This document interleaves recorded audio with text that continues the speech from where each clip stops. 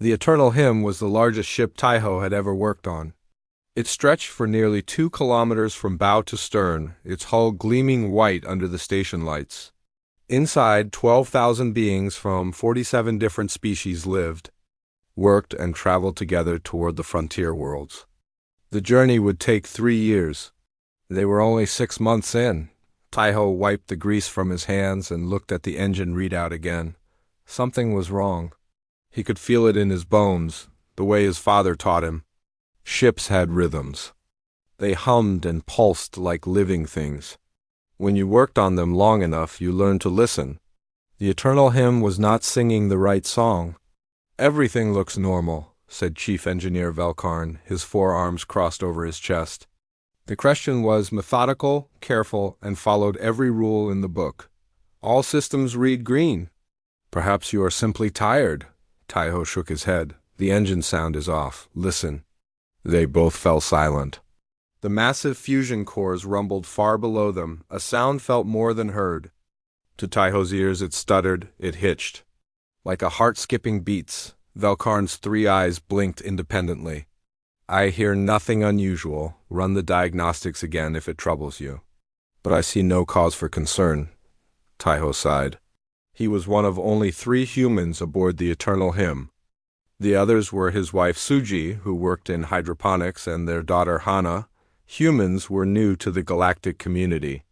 Only 30 years had passed since first contact. Most species still viewed them as reckless. Their children were considered especially unpredictable. He checked his watch. His shift was ending soon. Hana would be waiting for him in their quarters. She was 5 years old, curious about everything and terrified of nothing. Last week she had tried to pet a Velastran's tentacles. The week before that, she had asked a Thorian warrior to teach her how to roar. The memory made Taiho smile despite his worry about the ship. He finished his checklist and headed home through the winding corridors. The ship was a city in space. Gardens grew under artificial sunlight. Markets sold food from 100 worlds. Children of a dozen species played together in the common areas. Their laughter universal even when their languages were not. The family quarters were small but comfortable. Suji had decorated them with plants from her work in hydroponics, real earth plants that made the room smell like home. Hana was sitting on the floor, drawing pictures of aliens with too many legs. "Papa!" She jumped up and ran to him. Taiho caught her and lifted her high. "Did you have a good day, little star?" "Yes, I learned a new word in Christian, and I helped Teacher Bowman feed the rabbits. One of them is going to have babies." Suji smiled from the kitchen area. "Someone has been very busy." "Wash your hands, Hana. Dinner is ready." They ate together, talking about their days. Taiho told them about the strange engine sounds, though he simplified it for Hana. She listened with serious eyes. "Maybe the ship is sad," she said. "Sad?" Taiho raised an eyebrow. "You always say ships are alive. If it's not singing right, maybe it's sad." Suji laughed. "From the mouths of children? Maybe you should tell Chief Velkarn the ship needs cheering up." They laughed together, but something about Hana's words stuck in Taiho's mind. Ships were alive in a way. The Eternal Hymn used organic hybrid systems, crystalline networks that thought and felt in ways pure machines could not. Maybe there was truth in his daughter's simple observation. The next morning, Taiho reported for his shift early. The engine problems had worsened overnight. Lights flickered in the corridors. I responded slowly to commands. Passengers were complaining about temperature fluctuations. Velkarn looked worried for the first time since. Taiho had known him. "We are docked at Station 7 for resupply. I am running full system diagnostics, but I find nothing wrong. The numbers say everything is perfect, yet clearly everything is not perfect. I told you yesterday, yes. You were correct? My apologies, Engineer Taiho. Your instincts were sound." They spent the morning crawling through access tubes and checking systems by hand. Everything looked fine. Clean connections, healthy readings, proper flow rates. Yet the ship continued to feel wrong, like a person running a fever that no thermometer could detect. At midday, Taiho took a break to have lunch with his family. But when he reached their quarters, only Suji was there. "Where is Hana?" he asked. Suji looked up from her datapad, surprised. With you, I thought? She said she wanted to see where you work. Cold fear dropped into Taiho's stomach. She never came to engineering. They both ran into the corridor. Taiho called Hana's name. Suji checked the common areas, the gardens, the playrooms, nothing. Taiho alerted security. Within minutes, a ship-wide search was underway. 2 hours passed. No sign of Hana. Taiho stood in the security office, staring at the maps of the ship. Where could a 5-year-old go? The eternal hymn was enormous. She could be anywhere. We have checked all public spaces, the security chief said. All quarters, all common areas. We are now searching storage sections. What about the maintenance areas? Taiho asked. The access tunnels? Those are sealed. A child could not enter them. But even as the security chief said it, doubt crossed his face. He pulled up a maintenance log. There was a report yesterday. A vent cover in Section D was found loose. Maintenance was scheduled to repair it, but he checked the schedule. The repair was delayed due to the system problems we have been experiencing.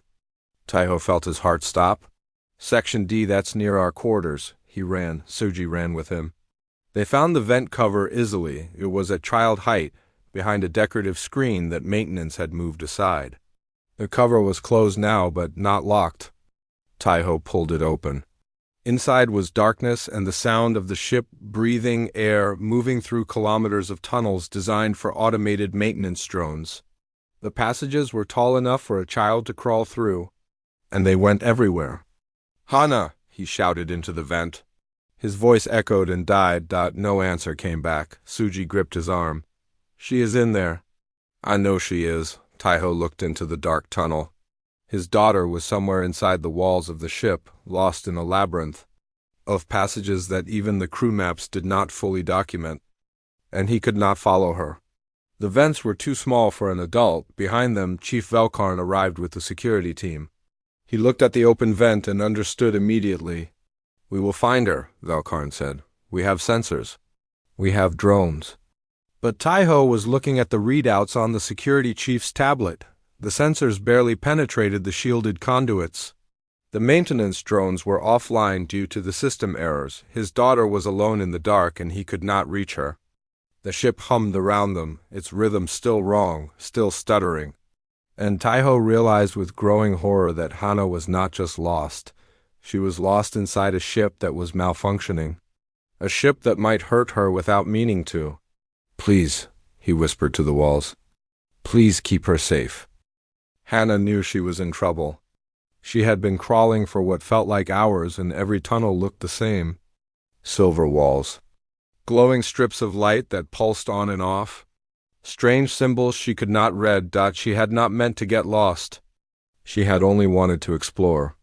The vent cover near her quarters had been loose, and through the gap she could see a tunnel that looked like an adventure. Like the secret passages in her storybooks. She had thought she would crawl just a little way and then come back, but the cover had closed behind her with a soft click. And when she tried to push it open, it would not move. So she had crawled forward, thinking she would find another way out. But the tunnel kept going. It branched. It twisted. It led up and down through the ship's massive body. And now she was completely lost. Hana sat down and tried not to cry. Her papa always said crying did not fix problems. Thinking fixed problems. So she tried to think. She was in the ship's vents. She knew that much. Her papa talked about vents sometimes. They carried air through the ship so everyone could breathe. That meant they had to go to all the rooms eventually. If she kept crawling, she would find a way out. Hana stood up and started moving again. Her knees hurt from crawling on the metal floor. Her hands were dirty. She was thirsty.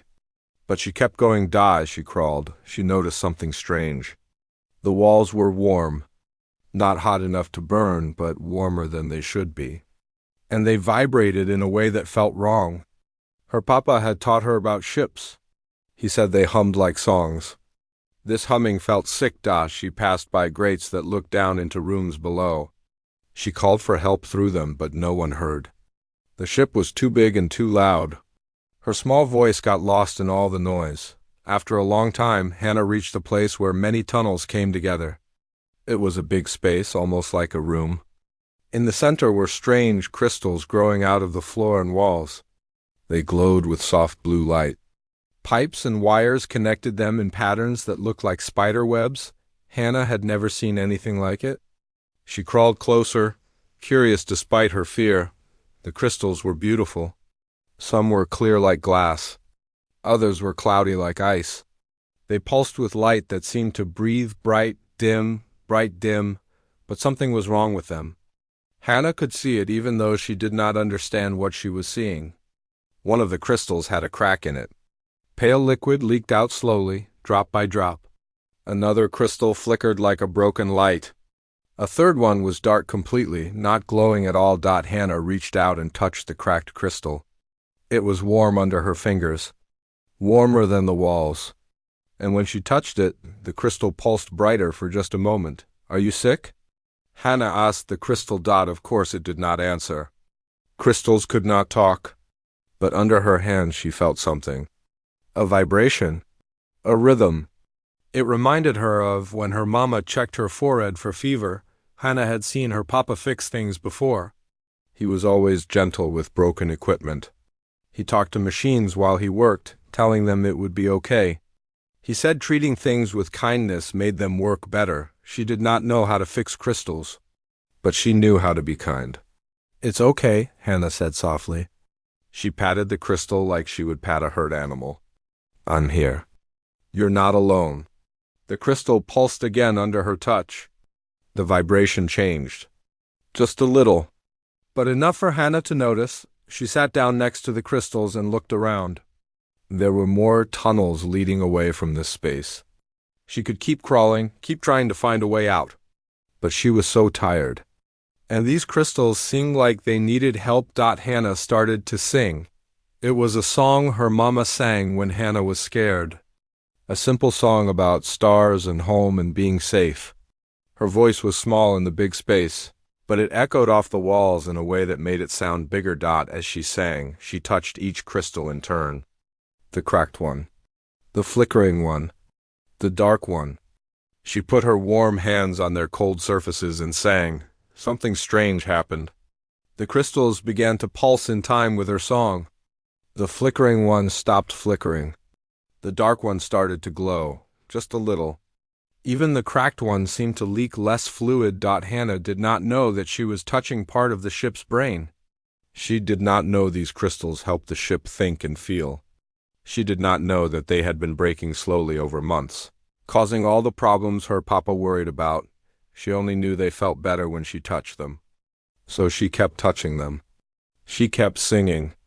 And slowly the crystals grew brighter. Meanwhile, far away in the engineering section, Velkarn stared at his screens in confusion. "This makes no sense," he said. "System efficiency is increasing? We are at 78% now. It was at 73% an hour ago." Taiho was not looking at the screens. He was looking at maps of the vent system, trying to figure out where his daughter might be. "That's good, right?" "It would be good, yes. But I have changed nothing. I have fixed nothing. Systems do not repair themselves." Another engineer called out from across the room. "Chief, the engine harmonics are stabilizing. The stuttering is decreasing." Velkarn's 3 eyes narrowed. "When did this improvement begin?" The engineer checked his logs. "Approximately 2 hours ago. Around the time the child went missing." Taiho's head snapped up. "What are you saying?" "I am saying nothing. I am only noting a coincidence." But Velkarn looked troubled. "The Velastran systems are partially organic. They respond to environmental factors we do not fully understand. If the child is in the ventilation system, if she is near the neural nodes, what would happen?" Taiho demanded. "I do not know. It has never happened before." Taiho looked back at the maps. The neural nodes were scattered throughout the ship, but the main clusters were in specific locations. Junction points where many systems came together. "Can you track where the improvements are happening? Which systems are stabilizing first?" Velkarn worked quickly, pulling up data. After a moment, he highlighted sections on the map. "Here, and here, and..." Yes, here. These areas are showing the most improvement. Taiho overlaid the map with the ventilation system. 3 areas where the vents pass directly through neural node clusters. She is following the vents, Taiho said. And somehow somehow she is helping the ship. It sounded crazy. A 5-year-old child repairing systems that trained engineers could not fix. But the data did not lie. Wherever Hana went, the ship got better. We must find her, Velkarn said. If she is indeed helping, we must understand how. But more importantly, she is a child alone in a dangerous environment. Taiho nodded. His fear had not lessened, but now he felt something else too. Pride. His daughter was small and lost and scared. But she was also somehow saving the ship. In the crystal chamber, Hana finished her song. The crystals were all glowing now, brighter than before. The cracked ones still leaked, but less than it had. The space felt warmer, more comfortable. Hana was very tired. She wanted her mama and papa. But she felt like she had done something good. The crystals seemed happier now. She picked a tunnel that looked slightly different from the others and started crawling again. Maybe this one would lead her home. Behind her, the crystals pulsed with steady, peaceful light. The search for Hana was now in its 4th hour. Taiho had not eaten, had not rested. He stood in the engineering bay with Velkarn, watching the ship's systems improve in ways that should not be possible. 82% efficiency, Velkarn announced. The main engines are running smoother than they have in months. The AI response time is back to normal. Even the temperature controls have stabilized. Sugi arrived with food that Taiho did not want. Her eyes were red from crying, but she stayed strong. Any word? Taiho shook his head. We think she is moving through the vent system. Everywhere she goes, the ship gets better. We just cannot track her precisely enough. How is she fixing things? She is 5 years old. We do not know. Velkarn thinks the neural nodes are responding to her somehow. Human bioelectric fields, body heat, something. It should not work, but it is working. Sugi looked at the maps spread across the table. Then follow the improvements. See where they lead. Find the next place that gets better, and you will find her. It was simple logic, but sometimes simple logic was best. Velkarn immediately began tracking system improvements in real time, predicting where they would happen next. If she continues on her current path, Velkarn said, pointing to the map, she will reach Junction 12 within the hour. It is a major neural hub. If she can repair that one, ship efficiency could reach 90% or higher. Can we access Junction 12 from outside the vents? Taiho asked. No, it is deep within the ship's core structure. Only maintenance drones can reach it. Or, Velkarn hesitated. Or someone crawling through the vents. Taiho understood what Velkarn was not saying.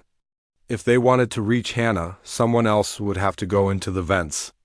Someone small enough to fit. There is another child, Sugi said quietly. The Quan family. Their son Minho, he is 7 years old. Taiho felt sick at the thought. Sending another child into danger to save his daughter? But what choice did they have? The sensors could not find Hana, the drones were offline, and the vents were too small for adults. Minho's father, Haiyun, arrived within 20 minutes. He listened to the situation with a serious face. Then he looked at his son. Do you want to do this? Haiyun asked. It will be dark. It will be scary. But you could help find Hana. Minho was a quiet boy, thoughtful and brave. He considered the question carefully. Will I get lost too? No, Taiho said firmly. We will guide you with a cum unit. We will know where you are every second. You will have a light. And you can come back whenever you want? Minho thought about it. Then he nodded. Hana is my friend. I will help. They prepared carefully. Minho wore a small cum unit around his neck. He carried a glow stick that would last for hours. Taiho explained exactly which tunnels to take, which turns to make. Velkarn programmed a tracking beacon to Minho's cum unit. Just follow my voice, Taiho said. I will tell you where to go. If you get scared, just tell me. We will bring you back. Minho nodded. He looked nervous but determined. Hyan hugged his son tightly, then helped him into the vent opening. Be safe, little one, Hyan said. And Minho crawled into the darkness. Taeho guided him step by step. Forward 10 meters. Good, now turn right at the junction. That's it. Keep going straight. The vents were quiet except for Minho's breathing and the distant hum of the ship. The glow stick cast strange shadows on the metal walls. Minho crawled steadily, following Taeho's instructions. I see another tunnel going up, Minho said. That's the one. Climb up. There are ridges you can use like a ladder. Minho climbed. His arms shook with effort, but he kept going. At the top was another long tunnel. The air was warmer here. The vibrations stronger. How much farther? Minho asked. Taeho checked the map. You're getting close. Maybe 50 more meters. Minho crawled on, and then he heard something. A sound that did not belong to the ship. A small voice, singing. I hear her, Minho said. Hana is singing. Taeho felt relief wash over him like cool water. Follow the sound. Tell me what you see. Minho crawled faster now, following Hana's voice through the tunnels. The singing grew louder, and then he saw light ahead, not from his glow stick, but a blue glow that pulsed like a heartbeat. He emerged into a large chamber. And there was Hana, sitting in the middle of a forest of crystal nodes. Her hands were on the largest crystal. She was singing a song Minho recognized from music class. The crystals glowed in time with her voice. Hana, Minho called. Hana looked up, surprised. Then she smiled. Minho, are you lost too? Minho laughed despite everything. No, I came to find you. Everyone is looking for you. Oh. Hana looked down at the crystal under her hands. But I was helping. They were sick. I made them better. Minho crawled closer and looked at the crystals. He did not understand what they were, but he could see they were glowing brightly now. Healthy. The chamber felt good, like a warm room on a cold day. You did help them, Minho said. Everyone knows. The whole ship is getting better. But your mama and papa are very worried. We need to go back. Hana looked sad. Will the crystals be okay without me? Minho touched one of the crystals gently. It pulsed under his hand, warm and steady. I think they will be okay now. Because you helped them. Hana nodded slowly. Okay, but can I say goodbye first? Yes, but we have to be quick. Hana touched each crystal one more time, patting them softly. Thank you for letting me help. I hope you feel better now. The crystals pulsed brightly as if answering, then Hana stood up and took Minho's hand. I'm ready. Taeho's voice came through the cum unit, thick with emotion. Minho, you found her? Thank you. Thank you so much. Now, both of you, follow my directions carefully. Let's bring you both home. The journey back was long. Hana was tired, and they had to stop several times to rest. But Minho kept her spirits up, telling her stories and jokes. And Taeho's voice guided them through every turn. You are doing great, Taeho kept saying. Just a little farther. You are almost here. Finally, after what felt like forever, they saw light ahead. Real light, not the glow of crystals. The light of the corridor outside the vent, they crawled toward it. Hands reached in to help them out. Taeho pulled Hana into his arms and held her so tightly she squeaked. Papa, you're squishing me. Taeho laughed and cried at the same time. Suji wrapped her arms around both of them. Behind them, Hyan hugged Minho, proud and relieved. Medical staff checked both children. Hana was dehydrated and exhausted but unhurt. Minho was fine. Both were given water and warm food. Both were declared heroes by everyone present. Velkarn approached Taeho quietly. The ship is at 94% efficiency, higher than it has been in 3 years. The neural nodes are all functioning properly. The engines are running perfectly. Whatever your daughter did in there... He paused. She saved the ship. Taeho looked at Hana, who was drinking juice and talking excitedly to Minho about the pretty crystals. She did not understand what she had done. To her, she had just been kind to something that was hurting. Maybe that was all it took sometimes. Just kindness. Just caring. The ship was sick, Hannah said. So I helped it feel better. Papa always says ships are alive. I just treated it like I would treat a sick bunny. And somehow, impossibly, that had worked. The news spread through the eternal hymn like wildfire. A human child had gotten lost in the vents and somehow repaired the ship's neural system, something trained engineers had failed to do for months.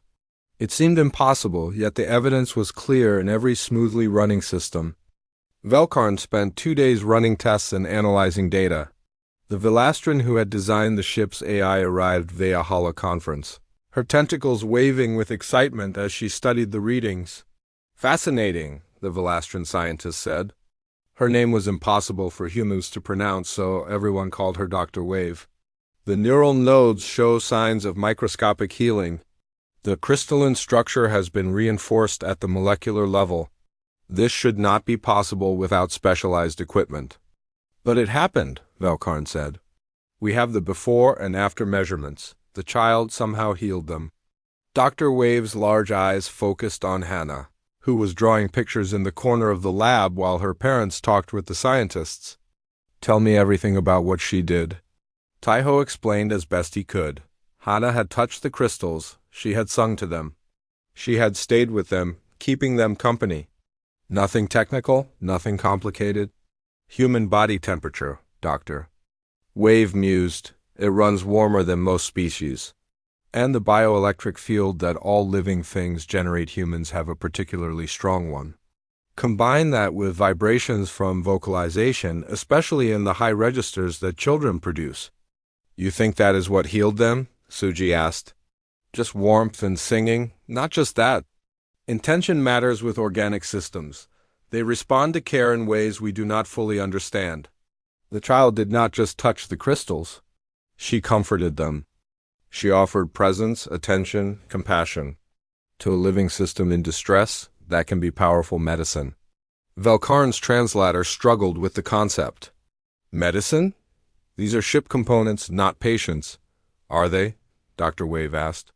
The neural nodes are grown, not manufactured. They are alive. They feel stress. They can be traumatized by neglect or harsh conditions. We have always treated them as equipment, but perhaps that is our mistake. Perhaps they need more than maintenance. Perhaps they need care. The implications sat heavy in the room. If organic ship systems needed emotional care, then everything about how they maintained ships would have to change. Hannah, oblivious to the scientific discussion, brought her drawing to her father. Papa, look, I drew the crystals. The drawing showed blue and purple crystals with happy faces. Stick figures of Hannah and Minho stood next to them, holding hands with the crystals. Teho smiled. It's beautiful, little star. Can I visit them again? I want to make sure they are okay. Before Taiho could answer, Velkarn's unit chirped. He listened for a moment, his face growing serious. We have a problem. The Silver Wind has just sent a distress call. Their neural system is failing. The ship is 3 days from the nearest station. If we do not help them, they will lose life support. Dr. Wave's tentacles tightened with worry. The Silver Wind is one of my designs. Same organic hybrid system as the Eternal Hymn, if they are experiencing similar failures. Can you talk them through repairs remotely? Taiho asked. We tried for months to repair the Eternal Hymn remotely. We failed. The only thing that worked was... She looked at Hannah. Everyone looked at Hannah. No, Suji said immediately. Absolutely not. She is 5 years old. She was terrified in those vents. We are not sending her into danger again. The Silver Wind has children aboard, Velkarn said quietly. Families. If the life support fails, the room fell silent. Hannah looked up at her parents, sensing the tension. What's wrong? She asked. Teho knelt down to her level. There is another ship. It has the same sickness that our ship had. The crystals are broken. They need help. Hannah's eyes widened. Can I help them? Like I helped ours? It would mean going into the vents again. Being in the dark, maybe for a long time. Hannah bit her lip. She had been brave when she was lost, but that was different. That was an adventure that went wrong. This was choosing to go back into the scary place. Will you be there? She asked. Will you tell me where to go? Every second, Taiho promised. I will guide you. And Minho can go with you if he wants to. They asked Minho and his family. After a long discussion, Minho agreed. The two children would go together. Two small heroes, the Eternal Hymn changed course to rendezvous with the Silver Wind. It took a day of travel. During that time, Taiho and Velkarn prepared everything. They created detailed maps of the Silver Wind's vent system. They equipped both children with better units, lights, and supplies. They made sure there would be emergency extraction procedures if anything went wrong. Sugi packed food for Hana. She included the small stuffed rabbit that Hana slept with. For comfort, Suji said, her voice tight with worry. When they docked with the Silver Wind, its crew looked desperate. Their chief engineer was a Thorian named Krell, massive and fierce-looking. But his voice was gentle when he thanked the children. You are very brave, Krell said. Our ship is sick. We have tried everything. If you can help, we will be forever grateful. Hana looked at the vent opening. It looked darker than the ones on the Eternal Hymn, scarier. She felt her heart beat fast. Minho took her hand. Together, he asked. Together, Hana agreed. They crawled into the vents. Taiho guided them through the cum, his voice steady and calm even though his hands were shaking. The Silver Wind's ventilation system was similar but not identical to their ship. The tunnels twisted in new ways. But Taiho and Velkarn had studied the maps carefully. They knew where to go. Turn left here. Good, now straight for 20 meters. The children crawled through the darkness, their lights bobbing. After a while, they found the first neural node cluster. The crystals here were in worse shape than the ones on the Eternal Hymn. Many were cracked. Some were completely dark. The whole chamber felt cold and wrong. Oh no, Hana whispered. They are really sick. She and Minho sat down among the crystals. Hana put her hands on the largest one. It was cold and barely pulsing. It's okay, Hana said softly. We are here to help. She began to sing, the same song her mama sang. The song about stars and home and being safe. Minho did not know the words, but he hummed along. Slowly, very slowly, the crystals began to respond. A flicker of light, a pulse of warmth. The healing was slower here, the damage deeper. But it was working. On the Silver Wind's bridge, Krell watched his instruments in amazement. Systems are stabilizing. Life support efficiency increasing. What are they doing in there? They are being kind, Taiho said simply. It took hours. The children crawled from one neural hub to another, spending time with each cluster, touching them, singing to them, bringing warmth and life back to cold crystals. By the time they were done, both children were exhausted. But the Silver Wind was purring, its engines hummed smoothly. Its lights shone steady and bright. When Hana and Minho emerged from the vents, the entire crew was waiting to thank them. Children from other families crowded around, asking questions. The Thorian Krell knelt down, making himself small before the two small heroes. You saved us, he said. You saved everyone on this ship. We will never forget what you did. Hana yawned. The crystals just needed somebody to care about them. That's all. That evening, both ships traveled together toward the frontier. In the Eternal Hymn's family quarters, Hana slept deeply, her stuffed rabbit tucked under her arm. Taiho and Suji watched her sleep, their hearts full of pride and fear and wonder at what their daughter could do. Word traveled fast in the galactic community. Within a week, every major news service was reporting the story. A human child had healed 2 failing starships using nothing but kindness and warmth. Scientists called it impossible. Engineers demanded explanations. But the evidence was undeniable. The Alliance Council called for a formal inquiry, not to blame anyone, but to understand. If organic ship systems could be healed this way, it would change everything. Taiho and his family were summoned to Alliance. Station 1, the political heart of the galactic community. They traveled with Velkarn, Dr. Wave, and the crew of the Silver Wind. Minho and his family came too. The station was enormous, 3 times larger than the Eternal Hymn. Beings from 100 worlds walked its corridors. Hannah stared at everything with wide eyes, holding tight to her papa's hand. The council chamber was a vast circular room with seats rising in tiers all around. Representatives from every major species watched as Hannah, Minho, and their families entered. The children looked very small in such a big space. The council speaker, an elderly Velastran, gestured for everyone to sit. "We are here to understand what happened, not to judge. Not to punish, only to learn." Dr. Wave presented her findings first. She showed detailed scans of the neural nodes before and after Hannah's intervention. The molecular healing was clear. The crystalline structure had been reinforced in ways that should require specialized equipment and weeks of work. Instead, it happened in hours through a child's touch. Human biology is unique, Dr. Wave explained. They run warmer than most species. Their bioelectric fields are stronger. Their vocal range includes frequencies that create resonance with crystalline structures, but biology alone does not explain this. Many species have warm bodies or strong bioelectric fields.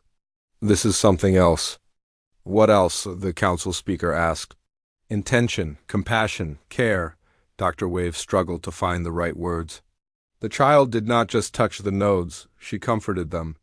She treated them as living things deserving of kindness, and the organic systems responded to that care. A Thorian counselor stood. Are you suggesting that machines have feelings? I am suggesting that organic hybrid systems are alive. We grow them, they think, they coordinate complex tasks. Why would we assume they do not feel stress or pain? Or fear? Perhaps we have been maintaining them wrong all along. Perhaps they need more than technical repairs. Perhaps they need emotional care.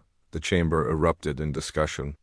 Some counselors found the idea absurd, others were intrigued. The debate raged for hours. Finally, the speaker raised a tentacle for silence. Perhaps we should hear from the child herself. Hannah, would you tell us what you did? All eyes turned to Hannah. She looked scared. So many important people staring at her. Taiho squeezed her hand. It's okay, he whispered. Just tell them the truth. Hannah stood up. Her voice was small in the huge room. I got lost in the vents, and I found the crystals. They were sick. I could feel it, so I helped them. How did you know they were sick? The speaker asked gently. They felt wrong, like when I have a fever. Warm, but not good warm, and they were making sad sounds. Sad sounds? Not sounds I could hear, but sounds I could feel. In my chest, like when someone is crying but trying not to. The counselors exchanged glances. Many had dismissed the incident as an accident, a fluke. But Hannah spoke with simple honesty that was hard to doubt. And how did you help them? The speaker asked. I touched them. I talked to them. I sang to them. I stayed with them so they would not be lonely. Hannah paused. My papa says that when things are broken, you have to be gentle and patient. That you should treat them with kindness. So that is what I did? And you believe the crystals could feel your kindness? Everything that is alive can feel kindness, Hannah said. That is what my mama says? Even plants grow better when you are nice to them. The crystals are alive too, right? So they need kindness too. The chamber was silent, a child's logic, simple and pure. Yet it held a truth that the galaxy's most advanced scientists had missed. The speaker looked around at the council. We have operated under the assumption that organic systems are tools, useful but not sentient. This child has shown us we may be wrong. If these systems respond to emotional care, if they require compassion to function optimally, then we must change how we design and maintain them. Over the following weeks, the Alliance formed a new task force. Dr. Wave led it, with Velkarn as technical advisor. Their mission was to study organic hybrid systems and develop new maintenance protocols, but they needed test subjects. Children who could enter the vents, who could learn to sense when systems were in distress, who could provide the care these living ships needed. It had to be voluntary. No child would be forced. But when the Alliance put out the call for families willing to help, the response was overwhelming. Hundreds of families volunteered. Most were human, but not all. Some Velastran children had gentle touches. Some Christian young had patient temperaments. The key was not species. It was empathy. A training program was created. Children learned about ship systems in simple terms. They learned to recognize when neural nodes were stressed. They learned songs and techniques that helped the systems heal. They learned to be comfortable in the vents, to navigate safely, to stay calm in tight spaces. Hannah was the first student. But soon there were dozens, then hundreds. The galaxy's ships, for centuries maintained only by engineers with tools, now had a new kind of crew. The caretakers. The ones who crawled through the vents not to repair but to comfort. To heal not with machines but with kindness. 5 years passed. Hannah was 10 now, taller but still small enough for the vents. She had helped dozens of ships.